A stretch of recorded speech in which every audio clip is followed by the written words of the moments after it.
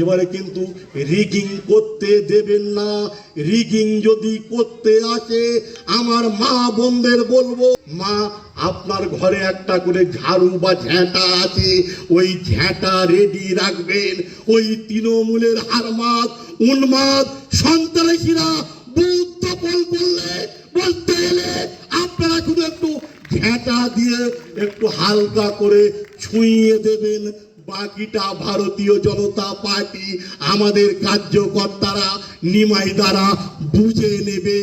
ঝাঁটা পেটার নিদান বিজেপি নেতার। উত্তর 24 পরগনার বিজেপি প্রার্থী রেখা পাত্রের সমর্থনে একটি জনসভার আয়োজন করা হয়। সেখানে বক্তব্য রাখতে গিয়ে বিজেপির সংখ্যালঘু সেলের রাজ্য সহসভাপতি কাসেম আলী রেগিং রুখতে ঝাঁটা পেটার নিদান দেন বলে অভিযোগ। কাসেম আলী বলেন, গত পঞ্চায়েত ভোট কিংবা লোকসভা নির্বাচনে ভোট দিতে পারেনি তাদের কর্মী ও কার্যকর্তারা, তাই 26-এ ভোট লুট কিংবা ভোট দানে বাধা দিলে তৃণমূলকে ঝাঁটা পেটার নিদান।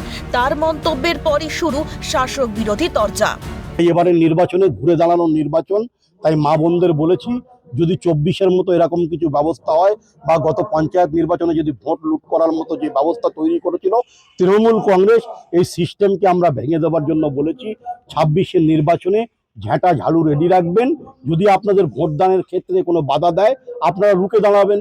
বিজেপি নেতার মন্তব্য উস্কানিমূলক। নির্বাচন কমিশনকে বিজেপি নেতার বিরুদ্ধে আইনানুগ ব্যবস্থা নেওয়ার আর্জি জানিয়েছেন বসিরহাট সাংগঠনিক জেলার তৃণমূলের সহ সম্পাদক। হিঙ্গলগঞ্জের এই সভা থেকে দেওয়া বিজেপি নেতার এই বক্তব্য সম্পূর্ণ উস্কানিমূলক। সাধারণ মানুষকে অস্ত্র হাতে তুলে নিতে বলছেন, অর্থাৎ আইন হাতে তুলে নিতে বলছেন। এরকম বক্তব্য কোনো মতেই সমর্থনযোগ্য নয়।